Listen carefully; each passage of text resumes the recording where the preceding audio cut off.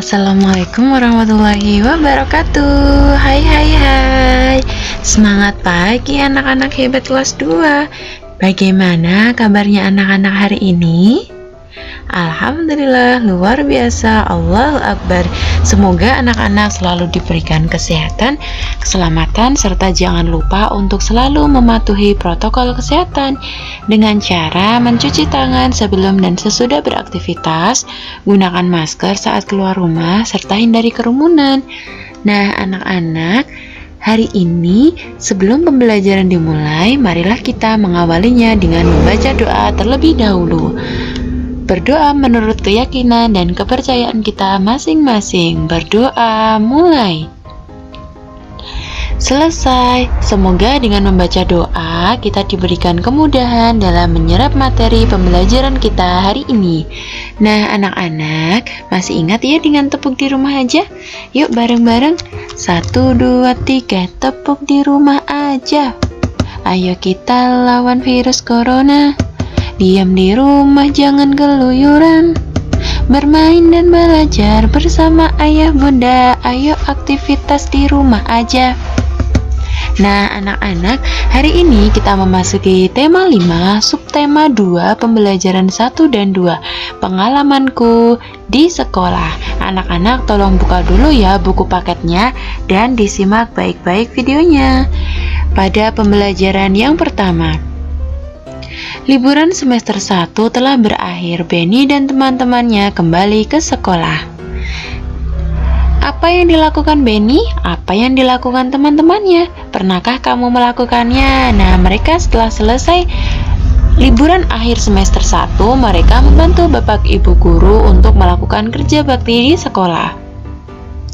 Benny dan teman-temannya mendapatkan tugas dari bapak dan ibu guru. Tugas ini dilakukan saat liburan. Apa tugasnya? Tugasnya menghias vas bunga. Biji-bijian untuk menghias vas bunga. Sebutkan biji-bijian yang digunakan. Nah, anak-anak, inilah biji-bijian yang bisa digunakan. Ada biji kacang kedelai hijau, kacang kedelai hitam, ada biji jagung, ada biji apa lagi, macam-macam biji yang bisa anak-anak gunakan. Nah, ini tuliskan bahan untuk menghias vas bunga. Yang pertama, vas bunganya. Yang kedua, pensil. Yang ketiga, lem. Yang keempat, biji-bijian. Yang kelima, kuas lem. Yang keenam adalah penghapus. Itulah alat dan bahan untuk menghias vas bunga. Kamu sudah mengetahui bahan untuk menghias vas bunga. Sediakan bahan tersebut, juga sediakan lem dan sarung tangan. Ini adalah vas bunga. Nah, contohnya adalah ini. Kamu sudah menghias vas bunga, hasilnya merupakan karya hiasan vas bunga. Jadi, hiasan vas bunga nanti anak-anak hias dengan menggunakan biji-bijian. Itu kreasi anak-anak dalam menghias vas bunga. Benny bekerja kelompok. Kelompoknya Benny sedang membuat hiasan dari vas bunga. Benny dan kelompoknya berdiskusi untuk menyelesaikan tugasnya. Nah, sekarang ciri-ciri hiasan vas bunga. Yang pertama, hiasan ditempel menggunakan lem. Jenis biji-bijian yang digunakan bervariasi. Hiasan vas bunga mengikuti pola pada vas, lalu menggunakan biji-bijian. Dan daya tarik vas bunga muncul dari perpaduan warna yang berdekatan. Itulah ciri-ciri hiasan dari vas bunga.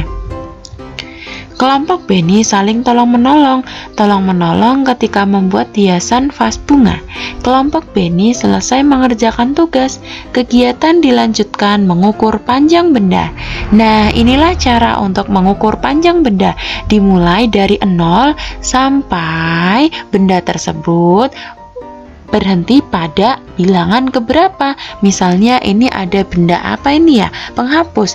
Diukur menggunakan pengharis. Dari ujung dimulai dari angka 0 dan berakhir pada angka ke-7. Berarti panjang dari penghapus atau benda ini adalah 7 cm. Itulah cara untuk mengukur panjang benda. Nah, anak-anak, ini ada meja. panjang meja itu ada 200 cm. Apabila Bu Guru rubah menjadi meter, maka caranya adalah, anak-anak masih ingat ya? Berarti caranya dibagi, kalau sentimeter ke meter itu dibagi 200, dibagi, kan turun 2 tangga, dibagi 100. Caranya bagaimana? Berarti nolnya dicoret. Kalau pembagian itu nolnya dicoret. Nolnya sini coret, di sebelah kanan juga coret, sebelah kiri coret satu lagi, sebelah kanan juga coret satu lagi. Berarti tinggal pembagian 2 dibagi 1 sama dengan 2. Nah, sekarang contoh yang kedua. Ada panjang sabuk. Panjang sabuk itu 100 cm. Dirubah ke meter, berarti naik 2 tangga, berarti dibagi. Kalau naik kan dibagi, berarti 100 dibagi 100. Kenapa dibagi 100? Karena naiknya 2 tangga. Nah, caranya sama. Nolnya sebelah kiri coret, sebelah kanan coret, kiri coret lagi, kanan juga coret lagi. Berarti tinggal angka 1 dibagi 1 sama dengan 1. Paham ya anak-anak? Nah, supaya anak-anak makin paham lagi, inilah tangga. Ada tangga lagu. Anak-anak masih ingat lagunya? Kilo, hekto, deka, dan meter, desi, senti, dan milimeter. Kalau naik bagi 10, turun kali 10. Kalau naik bagi 10, turun kali 10. Nah, itu anak-anak masih ingat ya? Apabila dari sentimeter, tadi kan soalnya Bu Guru, dari sentimeter dijadikan meter, berarti dia naik 2 tangga. Nah, naik 2 tangga berarti dibagi, kan tiap satu tangga itu 10, berarti kalau 2 tangga 100. Yang ditambah bukan angkanya yang depan, tapi nolnya yang bertambah. Misalnya naik 3 tangga, berarti nolnya ada 3. Misalnya naik 2 tangga, berarti nolnya ada 2. Kalau naik dibagi, kalau turun dikali, gitu ya. Nah, sekarang ada contoh lagi. 5 meter dijadikan sentimeter. Dari meter dilihat, dari meter dijadikan senti, berarti turun. Turun kan ini, turun berapa tangga? 1, 2. Kalau turun 2 tangga berarti nolnya juga ada 2. Berarti kalau turun itu kan dikali, berarti 5 dikali 100. Karena turun 2 tangga sama dengan, nah kalau turun 2 tangga kan nilainya 100. Hasilnya anak-anak tidak usah dicoret-coret, tinggal ditambahkan nolnya ada berapa. Kan 5 kali 1, 5. Nah, tinggal ditambahkan nolnya ada 2, berarti 500 gitu. Tetapi kalau contoh yang kedua itu kan 700 cm dijadikan meter, berarti dia naik. Kalau dia naik berarti dibagi ke berapa angka? Iya, dibagi 2 tangga, berarti dibaginya nolnya ada 2, 100. 700 dibagi 100, caranya sama, dicoret-coret. Kanan coret nolnya 2, berarti kiri juga nolnya dicoret 2, berarti tinggal 7 dibagi 1 sama dengan 7 gitu loh. Nah, caranya gini. Kiri coret 1, kanan coret 1, kanan coret lagi, kiri coret lagi, berarti tinggal 7 dibagi 1 sama dengan 7.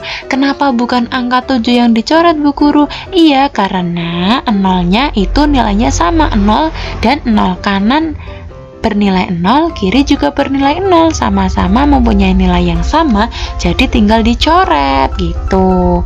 Nah, anak-anak, sekarang Benny dan teman-temannya melakukan gotong royong. Gotong royong ini dilakukan di sekolah. Siti menyapu halaman, Dayu menyiram bunga, Edo mengelap kaca, Benny membantu guru memajang kaligrafi. Nah, ini adalah percakapan antara Benny, Bu Guru, dan teman-teman lainnya. Anak-anak, ibu mempunyai kaligrafi. Bagaimana memanfaatkannya? Kaligrafi dipajang saja, Bu. Ibu minta tolong ya, tolong kaligrafi ini dipajang di kelas. Baiklah, Benny yang akan melakukan pekerjaan ini. Ini ibu mengambilkan sapu, ember, dan kemoceng. Siapa yang mau menggunakan alat ini? Saya, Bu. Ini dapat kalian ambil, ada sapu, ember, dan kemonceng. Kamu dapat menggunakannya untuk kerja bakti dan gotong royong. Nah, apa yang akan dilakukan Benny? Nah, jawabannya adalah Benny membantu ibu guru memajang kaligrafi. Pertanyaan kedua, siapa yang ingin menolong bu guru? Yang ingin menolong bu guru Benny dan teman-temannya. Pertanyaan ketiga, sebutkan alat yang digunakan untuk kerja gotong royong. Tadi ada sapu, ember, dan kemonceng. Pertanyaan selanjutnya, tuliskan contoh ungkapan minta tolong. Tadi ibu minta tolong ya, tolong kaligrafi ini dipajang di kelas. Lalu, ungkapan permintaan tolong itu yang pertama, ungkapan permintaan tolong diucapkan saat membutuhkan bantuan orang lain. Yang kedua, dalam mengucapkan minta tolong harus diucapkan dengan sopan dan lembut. Yang ketiga, kalimat minta tolong diakhiri tanda seru. Yang keempat, contoh ungkapan permintaan tolong. Yang pertama, Dani, tolong bantu ibu mengupas bawang ya. Nah, diingat-ingat, diberi tanda seru gitu ya. Nah, selanjutnya anak-anak, gotong royong itu telah selesai dilaksanakan. Kemudian Benny dan teman-temannya berolahraga.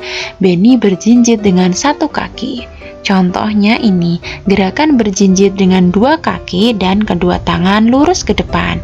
Kalau contoh yang kedua, itu gerakan berjinjit dengan satu kaki dan kedua tangan lurus ke depan. Sekarang contoh ketiga, gerakan berjinjit dengan dua kaki dan kedua tangan lurus ke samping. Contoh yang keempat, gerakan berjinjit dengan satu kaki dan kedua tangan lurus ke samping. Nah, anak-anak, kaligrafi itu dapat mengingatkanmu kepada Tuhan. Mengingatkan Tuhan dapat juga dilakukan dengan berdoa.